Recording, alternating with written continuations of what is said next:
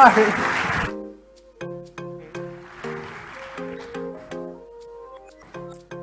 I have to back up, otherwise you guys won't see me. So let me start with a story of how I ended up here with you all today.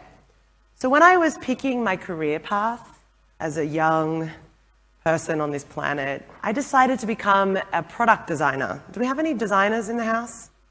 Great. Just one. Okay, so I decided to design stuff because I felt like it was going to be a really fascinating career. You get to solve problems, you get to make things. And so I started this journey.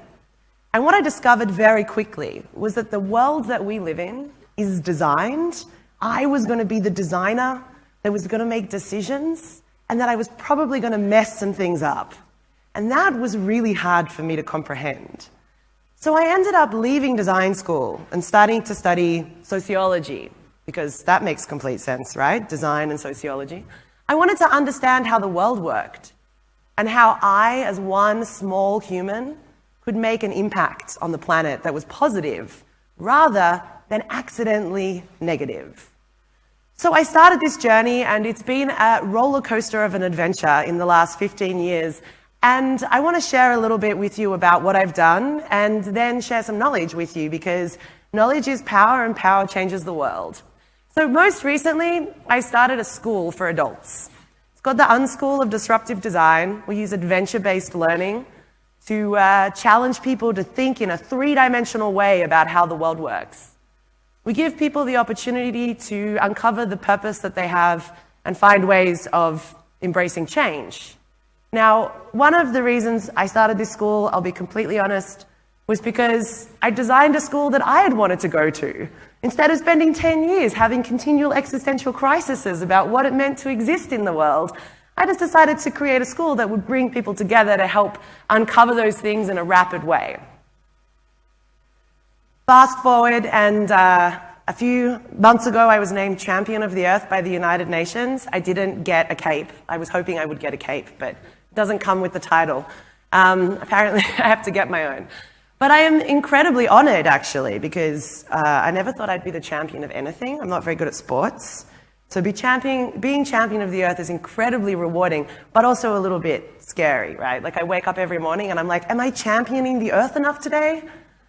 A few years ago, I gave a TED talk about reimagining the way we make everyday decisions, such as whether or not you pick a paper or a plastic bag at the supermarket, and whether or not the paper bag is better than the plastic bag. Because it turns out that the majority of the decisions that we make when we're trying to be good for the planet are kind of wrong. Because the knowledge that we've built today has been based on a lot of kind of ad hoc experimentation. And so what I'm hoping I can do today is I can disrupt your brain a little bit and give you some tools to think differently about how we can all work together to make this future on this planet way better for us and for future generations. I also like to create really playful games that get people to think differently. We use gamification and cognitive sciences to essentially recode people's brains. It's not as sinister as it sounds. It's really quite fun. So here we are. Let's talk about sustainability. It's usually the word that I mention and people are like, oh. So let's hope that you go, yay, next time you hear it. I think sustainability is an amazing opportunity, right? Sustainability is about making sure we don't make decisions today as individuals, as organizations, as countries, as a planet, that don't make the future negative for us, our kids and our kids' kids and future generations that will come after us. It's an aspiration to do things differently. It's not about taking things away and making you feel bad, although, to be fair, a lot of the communication does make us feel bad. And I'm hoping that I can help you see that sustainability is the biggest innovation opportunity that we have today. Because humans are really good at solving complex problems, and nature has been really good at giving us complex problems. And so this is a really beautiful recipe for figuring out how we can create a future that's better for all of us. The reality is we live on this one planet. Does anyone want to move to Mars? We got any Mars explorers in the audience? Oh, great. Oh, gosh, really? You do realize they don't have butterflies there. Just saying. So we have this idea that, there's this infinite planet. Well, it's not. It has planetary boundaries. And we have to work within the resources and the capacity that this planet has. Humans are really good at forming the world to work for them, for us. And so we've actually started to extract and use resources at a faster rate than the Earth can replenish. This theory is called the ecological footprint, and every couple of years, this global organization measures how big the collective footprint of humans on this planet are. And currently we're at about 2 to 3 planets. Sometimes if you live in certain countries, it's more. Individuals can have huge ecological impacts based on their decisions. And this gives us an idea of understanding of what are we trying to achieve? Really all we're trying to do is figure out how to make those lines meet up, right? How do we live on this planet with our needs and resources that we require without destroying the systems that sustain us on Earth? Unfortunately, the majority of the decisions that we use to solve problems create more problems. Band-aid solutions. We see them over and over again because we don't think about the ramifications or the consequences a lot of the time. Take climate change, for example. This is a topic that kind of scares most people. Climate change is a real issue. If you don't believe it, then we can talk later. It's surprising I have to say that. So climate change is a serious issue. I will be the first to admit it, but it's petrifying. If you look at any of the media on climate change, I have been doing this for a long time. I get the shivers of oh, we're all gonna die. But it's actually not that bad, right? Things are bad. We have to do stuff. But if you see what's happened in the last 12 to 18 months, people are getting up and doing stuff. We have industry who are leading the change. All we need to do is redesign the energy systems and, change the way we produce things and we'll be fine. We just need people to be participating in the dialogue and the action rather than avoiding it. And I've done a lot of work into cognitive sciences and why humans get petrified of these big, unimaginable consequences like climate change. And a lot of the time what we've discovered is that fear messaging doesn't work. Humans don't like being petrified. It's just a bit of a makeup that we have. And most of the time when someone tells you that you're going to die, you're a little bit great, how do I get out of this fear situation and get to a happy place? And so when we keep talking about the end of the world is nigh and that we're destroying the planet, people just shut down. They avoid the issue. And I want to be really frank about this. Climate change and sustainability is not about the polar bears. It's about you and you and you, me and everybody else. Because there are 3 things that every single human, to be fair, every single species on this planet require, that are provided to us for free by nature, by the planet that we live on, that we came from. 3 things that we would have to move with us to Mars if you did decide to do the crazy one-way voyage. But basically, if we don't have food, air, and water, we're stuffed. In fact, if we don't have one of those, we have serious problems. If you don't believe me, which would also be weird, but we could talk later, I suggest you try and hold your breath for longer than, say, 60 seconds. Most humans average between 40 to 60 seconds on a single breath. If you're a deep sea diver, you've probably got a couple minutes in you. But what actually starts to happen as you hold on to that breath is your body fills with carbon dioxide. It starts to poison your body, and the base of your brain freaks out and forces you to suck in oxygen because humans have a neurological condition to survive. So, here we are, living on this beautiful planet, needing these 3 things, yet we talk about sustainability and climate change as if it's we're just here to solve polar bears issues. And to be fair, we should potentially not destroy all the other species' habitats because that's not going to be fun in the future. Do you reckon? Your kids would be let's go to look at the virtual reality version of a polar bear. That's what some people will tell you is the future. But sustainability is really about understanding some really basic things. That the Earth has limits, that we have constraints and parameters that we have to work within, that we all need resources, and that all of these things are impacted by choices. Choices that we make each day, choices that we make as individuals and as a collective whole. But the good news is we can design solutions to solve complex problems. The bad news is you have to redesign your brain in order to be able to do it well. But it's really not that hard, I promise. Brain redesign should be a new thing that people do.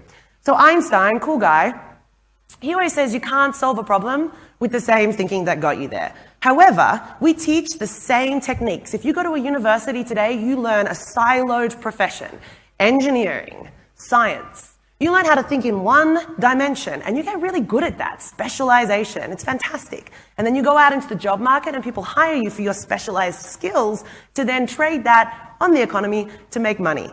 Unfortunately, this perpetuated system of isolated thinking, of reductionist thinking, has meant that we can't solve these very complex problems unless we collaborate and we work together, unless we think about how we think and how we can do it differently. So, collectively, we as a species like to go for surface over substance. Not all of us. I'm sure there's so many deep thinkers in this room, but we like quick solutions. We like to figure out how to get the immediate gratification and benefit. But what I challenge you to think about is how to become someone who dives deep under the surface to understand the substance of any situation or problem. This is really about deep thinking.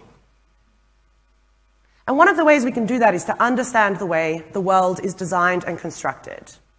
So let me just ask you to think, when you see the word design, what's the first thing that comes into your head? Anyone? Yell it out. What's the first thing? Bathroom? Okay. What was the other one? Innovation, drawing? No one said cushions. That's good. Throw cushions, curtains, but bathrooms are a new one. Okay, so we think about design, we think about the things that we use. We might start to really think a little bit deeper about the chair you're sitting on and how it makes you feel, about the cell phone that you're holding and recording me on. Hi, Mum, how you going?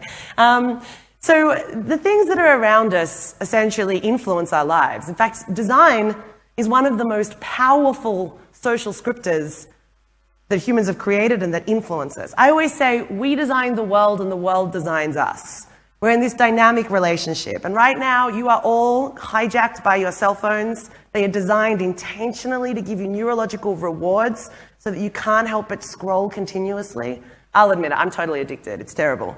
I really want to be not addicted to my cell phone.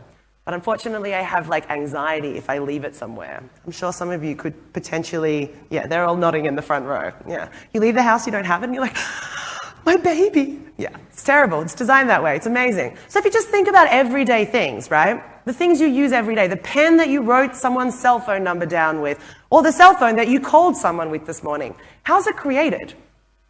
How does it exist in the world? Not only how does it impact you, how does it give you the joy and the functionality that you need, but what about the materials, the processes, the impacts, the people who went into creating that? We don't really have these conversations about the way the world works, the way we design it, and how we could potentially redesign it so that it's more beautiful, elegant, effective, and sustainable. And if we got sustainability right, I think humans could even start creating regenerative systems, meaning we start giving back as much as we got out of this beautiful planet we share. So the world is made up of these really complex systems. Systems influence us. We know systems, right? Like we know that there's like the carbon cycle that impacts the climate. So systems exist. However, humans create linear systems. Linear straight lines, right? We take resources out of the ground, we process them, we use them, and they end up as waste. That's a linear system. However, nature, every single thing in nature is regenerative. Everything is connected to something else. And if it's not connected to something else, the ecological system has been broken in some way. So if we look at nature and we think, well, hey, we came from nature, we need nature, maybe we could learn something from nature a little bit. I'm just suggesting that we could start having a conversation where we're all like, loving the bees, because the bees are really important. Let's just take an example, food waste, okay? What percentage of food waste do you think, what percentage of the global carbon emissions that we have to deal with do you think is contributed by food waste? Anyone want to guess? Anyone like reading the UN stats every day like me? Come on, someone make a guess. 10, 15, good, that's good. 20, you're like, just pick an even number and say it, great. Okay, it's 8%. It's an uneven number. So 8% of all of the global carbon emissions are per annum are food waste. 20% is carbon emissions attributed to cattle production. So just saying, you might want to all think about becoming like a little bit of a weekday vegetarian to reduce your carbon emissions. I know that that's not a very popular thing to say in Chile, as I have not had any luck trying to find vegetarian food in the last week. But you've got room to grow, guys, room to grow. So let's just look at this food waste issue. In the US, for example, 40% of all fresh food produced is wasted. Globally, the United Nations Food Programme estimates that up to, wait for it, half of all the fresh food we produce is wasted. Half of it. And then we talk about like starvation and inequity and the inability to have nutritious food. And realistically, that's because we're trashing most of it. So why do you think it is that we're wasting food? What do you think are some of the causes here? Okay, so first of all, there's the issue that supermarkets have these aesthetic standards, you know, a tomato has to be a certain size. And then you just have like food that gets damaged on the vines or on the trees. And then of course you have the human side of things. If you think about it, most of the food waste that we have is actually attributed, ooh, we got some weird noise going on, attributed to the decisions that we make. And I don't want to make you all feel guilty here because, well, you know, there's use by dates as well.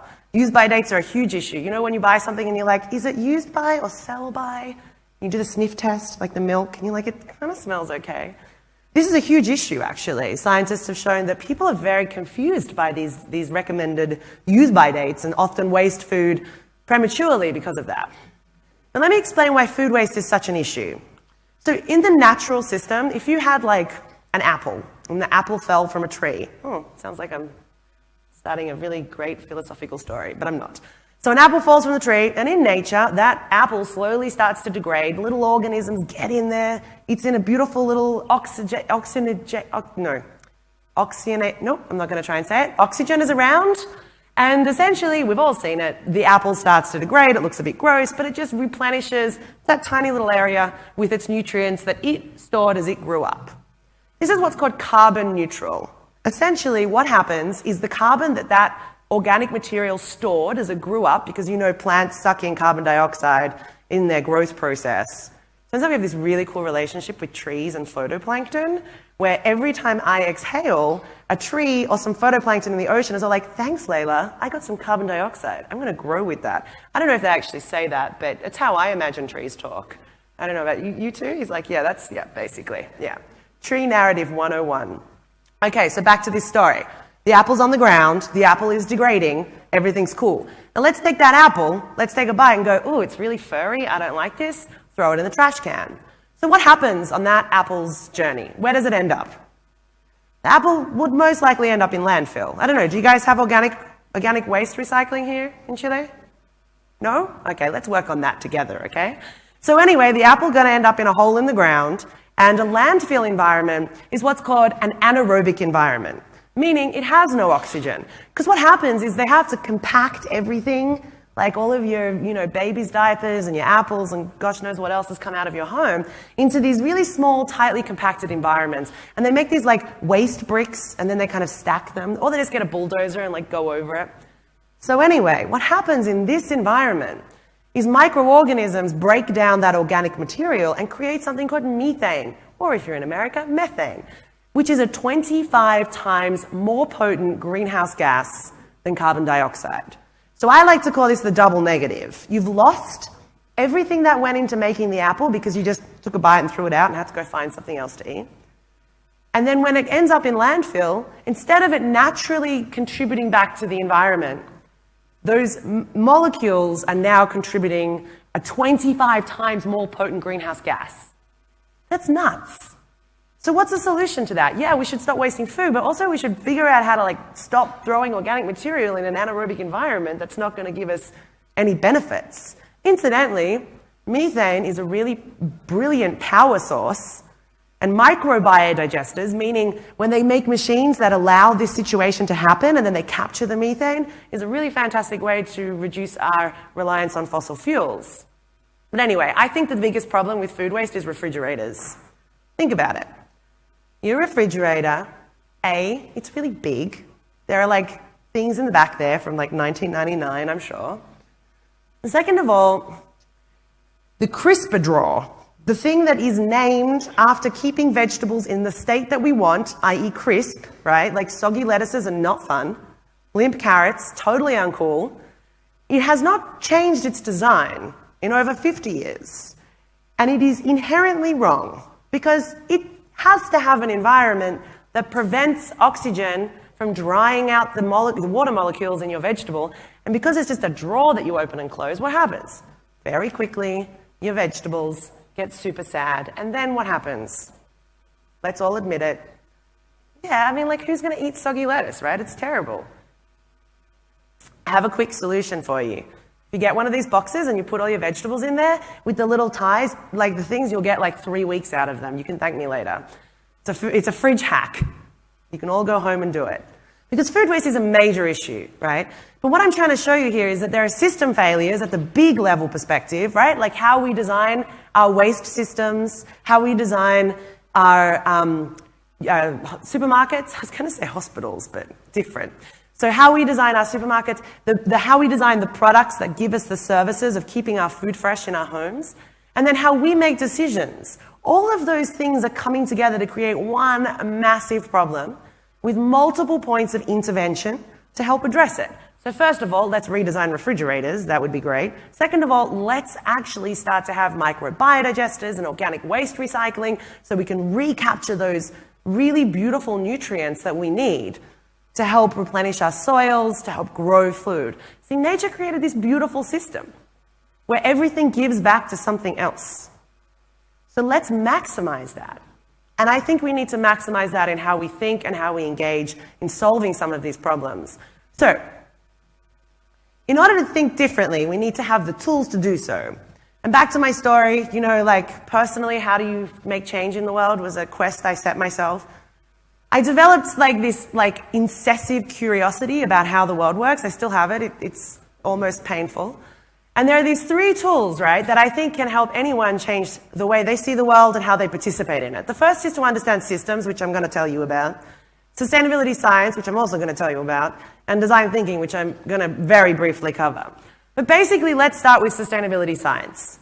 Most of us make decisions about what's good for the planet based on an emotional understanding, or what I call environmental folklore. We have all of this information that tells us that like paper bags are better than plastic bags, and so it's okay to use a paper bag, which is wrong. Plastic bags are better than paper bags. If you don't believe me, watch my TED Talk. And look at all the science behind it, and it has to do specifically with the weight of the bag.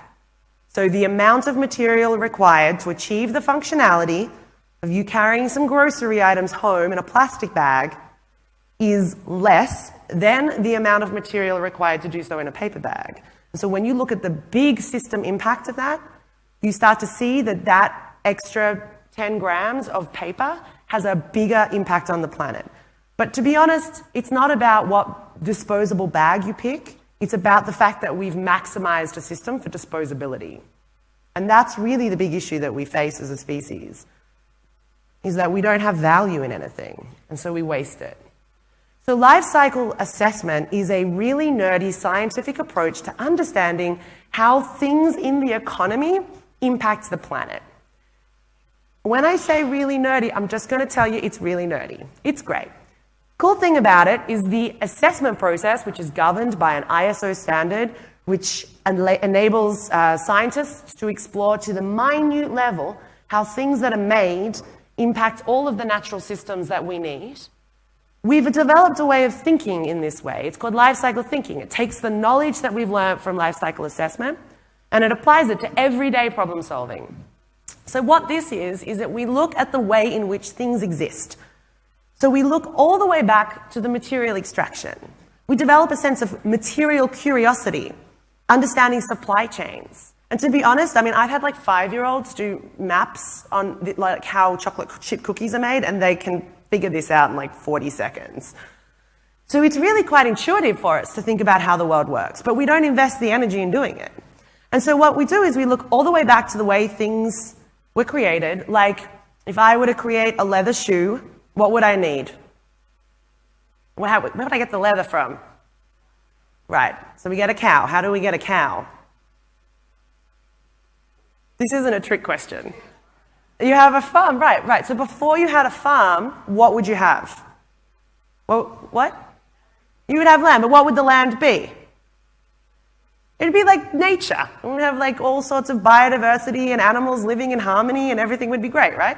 So, and then we come along, we're like, hey, we need like more, cows to make shoes and eat meat. So let's clear the land and let's put some cows on there.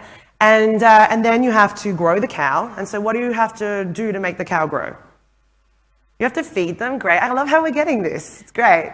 You have to feed them. And how do you feed cows these days? No, you don't feed them with grass. That's really cute. No. Grass is not fed to cows. Trust me. What's fed to cows? Grains, I heard someone say. And there's another really big product that's fed to cows that's a big problem. Hormones, yeah, that's true. Okay, no, it's actually soy. Because they want, actually there's not that much grass available. Most cows live in like a pen about this big anyway. So you have all of these other industries that are needed to sustain the growth of the cow. And I'm just picking on cows here because it's easy. But this is pretty much all of our industrial agriculture and production processes have maximized efficiency at the expense of the environmental impacts. And I'm not one to be all like, let's all go back to the days where, we only have one of something. Like, let's just get really, really good at being ethical, equitable, and sustainable in how we produce things. And that requires understanding. So we've got our cow, we've fed our cow, we've watered the cow, we've given it water. Cow gets, what happens to our cow then? What? No, you kill it. Yeah. So anyway, we have to extract the materials. So this is in the manufacturing phase. We extract the materials and process them in order to get the usable material, in this case a cowhide, that we'll then package and transport around the world to get to our little either artisan shoemaker or a big manufacturer. They'll produce the product, they'll ship the product to market, you or I will buy the product, we use the product, and then what happens? It gets thrown out. Well, shoes, they're so complicated. What do you do with the shoes? I always have this dilemma. But let's say you've got 3 options. What are your 3 options for end of life with products? We've already talked about one. Landfill. Someone said recycling. And then there's like a reuse or donation or something like this, yeah? And actually with a lot of products there's also littering, which people do still, which is weird. But, okay, so let's just talk about that. Landfill we talked about. This is an organic material. It would produce methane. The second option is recycling. Can you recycle a leather shoe? There's some heads going like this. Some others going, yeah, in my world, all shoes are recyclable. So the reality is that something like a product category like a shoe would actually be quite hard to recycle. But say, let's take a paper cup, for example, that you might have had coffee in this morning. Is that recyclable? Yes? I'm sorry, it's not. It's completely unrecyclable. Yeah, they all end up in landfill, even though it's made out of paper. Does anyone know why? It's lined with plastic. That's how the thing doesn't disintegrate in your hand. So basically, paper cups end up in landfill, create methane, really bad for the planet. And yet we have this conception that because it's made of paper, it's good. So we have this end-of-life bias, which is where humans can't help but focus on what we do with our stuff at the end of life, and we don't invest our energy in exploring how it came to be in the beginning, because I can guarantee you the bigger environmental impacts are usually in the extraction and the manufacturing. End-of-life problems are an issue, as I just explained, with food waste. But for a lot of our consumer goods, it's how we produce them. And so we need every stakeholder in the supply chain to start to really embrace an innovative mindset around designing through sustainability. How can we produce what we need in the most elegant and sustainable way? I hate to break it to you too, this woman here is like, that recycling is actually really bad for the planet. I know that's super controversial. So here's the reason. If you focus on recycling as your solution to disposability, what happens? You produce more waste, and which requires the extraction of more materials. So in most societies where there's a really high level of recycling, recapturing, you can correlate that with the increase in demand of the raw materials. And this is a huge problem because basically it nullifies people. They go, oh, it's recyclable, it's fine. And they don't think about the fact that every time they take a disposable cup, they're kind of contributing to this huge issue that is very simple to solve.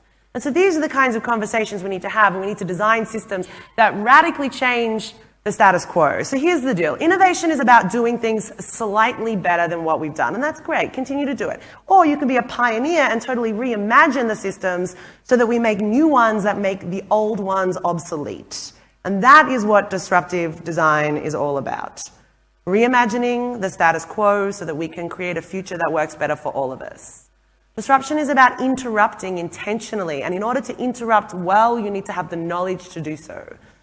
And knowledge takes time, but time is what we spend a lot of time like scrolling and doing things that could be spent investing in trying to understand how the world works. So most recently, I did a PhD, which was not fun, just in case you wanted to know. And as a result of that, developed a methodology to help people take these complex real-world problems that we have to face and be able to think differently and apply them in any decision-making practice. So I like metaphors, so I came up with a construction metaphor. And it goes like this. We have a 3-part process of mining, landscaping, and building. In the mining phase, what you're doing is you're learning to love the problem. You are suspending the human need to solve the problem, because when we solve a problem, we get a dopamine hit, the neurochemical that makes us feel good, stops our brains from working. So if you really want to get to a deep, innovative, disruptive solution, you need to invest in some like neurological control to stop thinking that you have all the solutions already. So these mining phases, it's like deep research and exploration. It's curiosity based. And then we move to the landscaping phase, which is understanding how systems work. And I'm going to explain the systems thinking in a sec.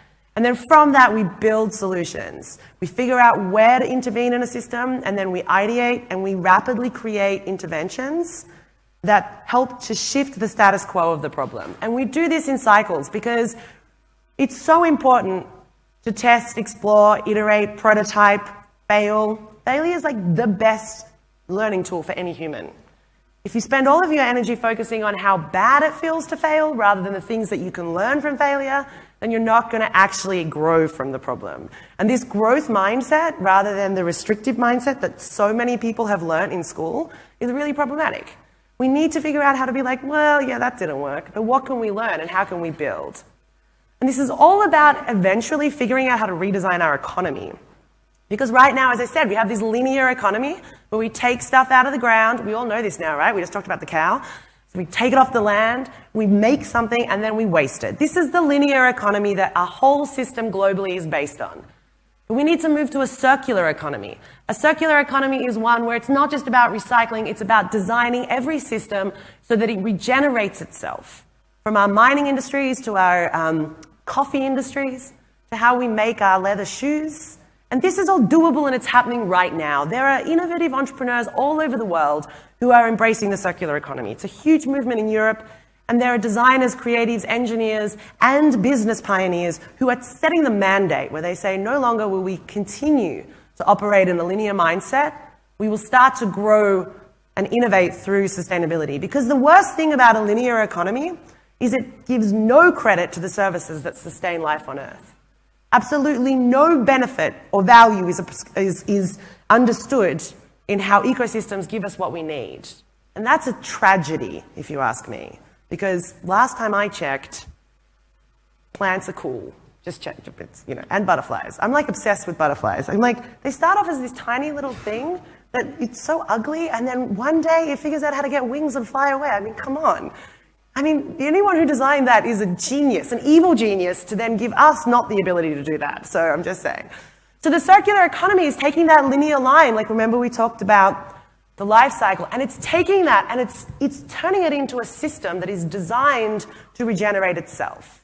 And we can do this from the big systems at government level through to our individual choices. Because the best thing about this is that the future is undefined, and it is designed by all of the actions that we take today. It's every single individual. And I always say, it doesn't matter how small or big your sphere of influence is, you can influence the world around you. And this is coming from the human who really started off with not much can't speak anymore, too many words at once, sphere of influence, and now I'm champion of the earth.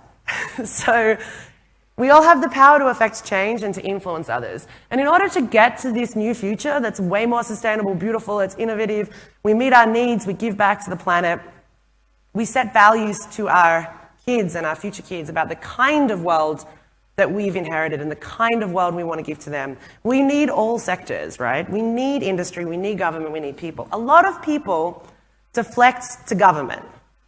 They think that government will set the mandate, and government's super important. The government responds to individuals and industry is a huge player in this. So as I said, in order to think differently, to create this three-dimensional perspective of the world, we need to understand how systems work. Has anyone here engaged with systems thinking? Anyone? No one? Okay. Yeah, 1, 2, 3, cool. We can hang later, 4. Can have a systems posse. It's so cool, seriously. When you start thinking in systems, you're like, that's the sound your brain makes when you discover that everything is interconnected. Seriously, everything. There ain't nothing that's not connected to something else. It's mind-blowing. And when you realize that everything's interconnected, one really beautiful thing about systems thinking is there's no blame, because everything is interconnected. And that often the smallest part of the system has the power to make the biggest impact.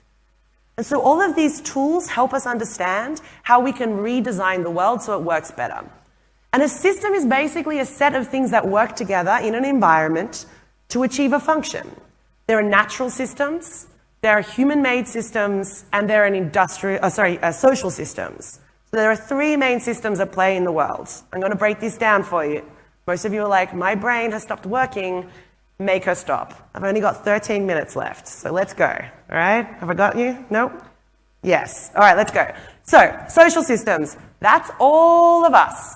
Humans made social systems. Someone tell me a social system that we have.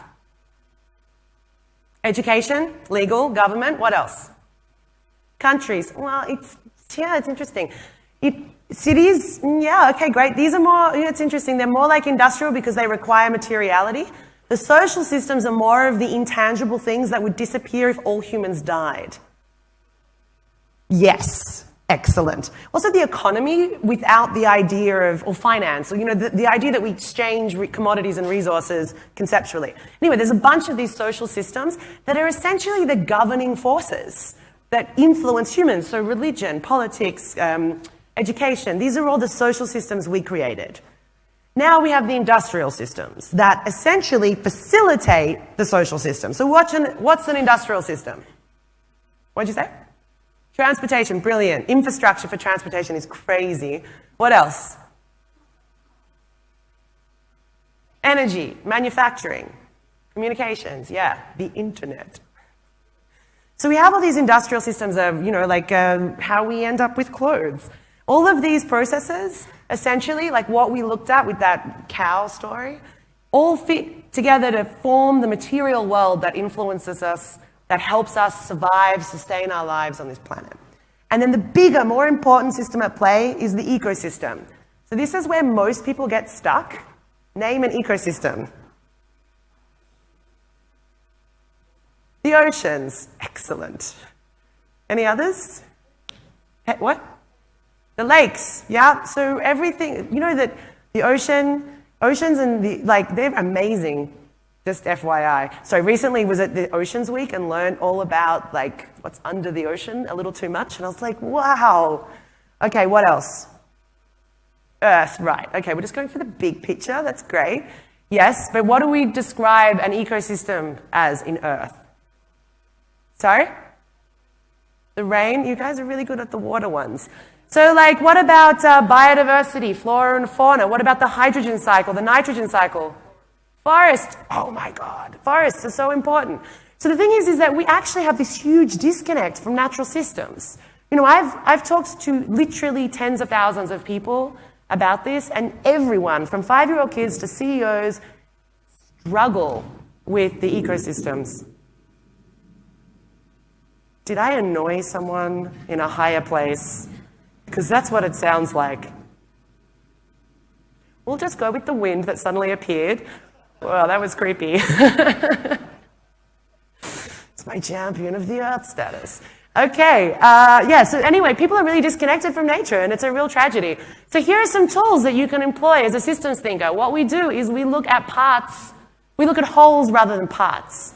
Rather than analyzing, we synthesize. We look for the relationships between things rather than the individual components. Remember that iceberg model I showed you, which is substance and surface? Most people look at the surface. The substance is what has the beauty. And with systems thinking, we use these tools to understand complexity and to find the relationships between things and the feedback loops, because that's how we figure out how to change things so they work better. Understand cause and effect. If we do A, B will happen, B will lead to C. And there's like a deep set of science around this. I run classes online. Anyone can listen to hours of my dulcet tones talking about how to think differently if you really want. It's great fun. But ultimately what we need to do in order to get to this thinking is we need to bust through our own biases. Humans have a lot of cognitive biases. I call them brain glitches. They're things like confirmation bias, where we only seek out information that reaffirms what we already believe.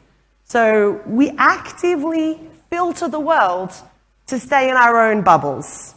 That's resulted in some really interesting political decisions lately. I'm just going to leave that there. Not only do we have confirmation bias, we have what's called negativity bias and loss aversion.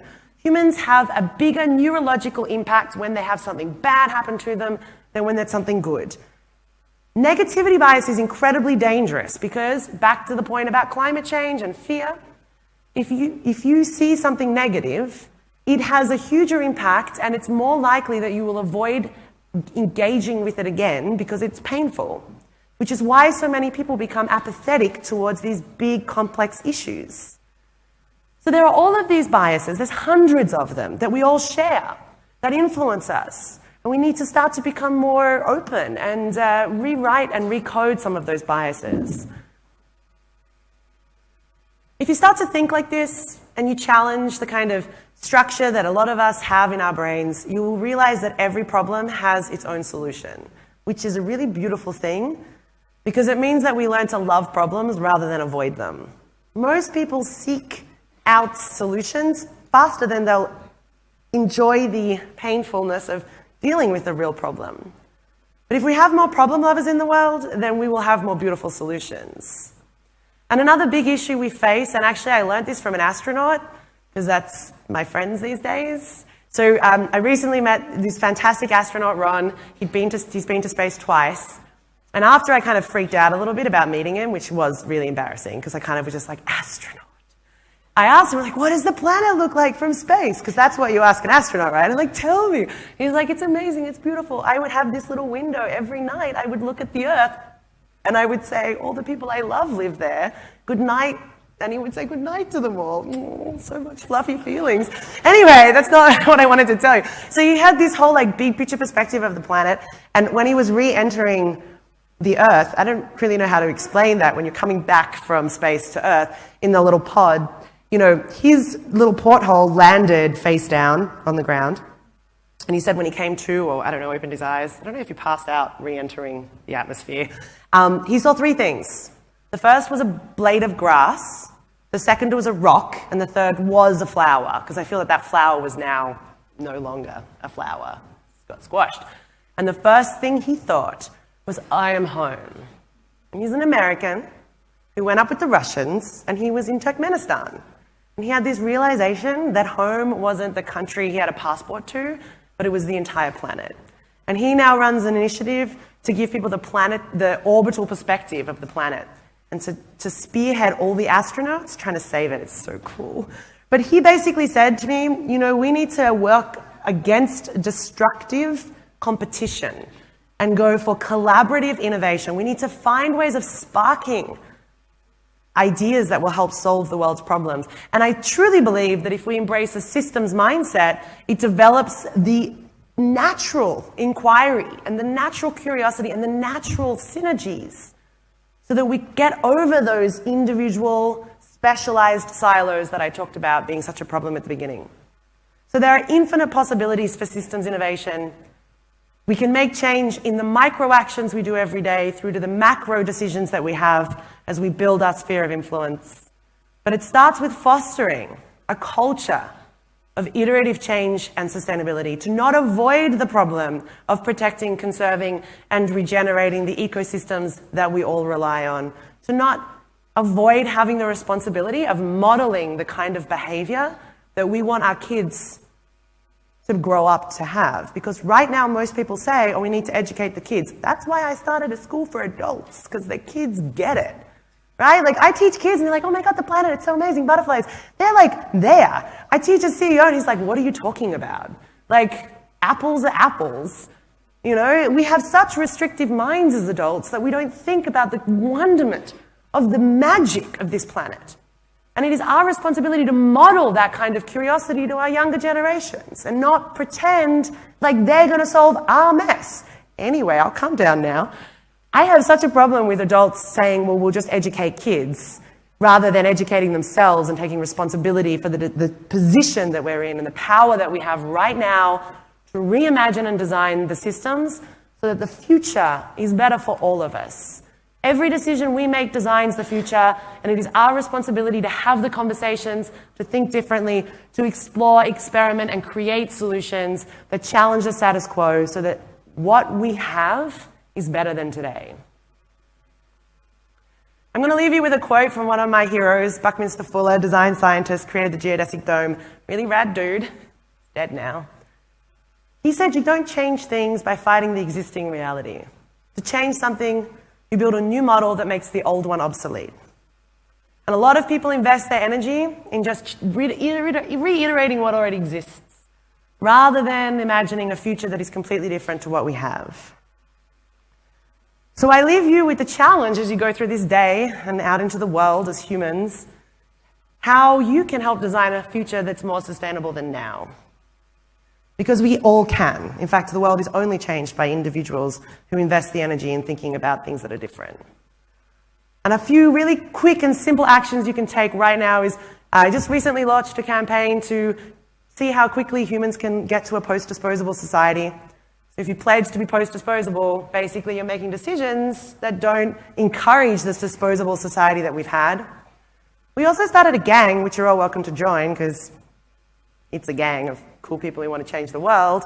And then the last thing is I made a code for you all. If anyone wants to take any classes on systems thinking or sustainability, like I said, hours of Leyla dulcet tones, you can use this code and you can grab 50% off any classes online for the next, I think it's 48 hours or a week. So, and on that note, with 2 minutes left, which is really rare for me, I will say thank you so much for your time.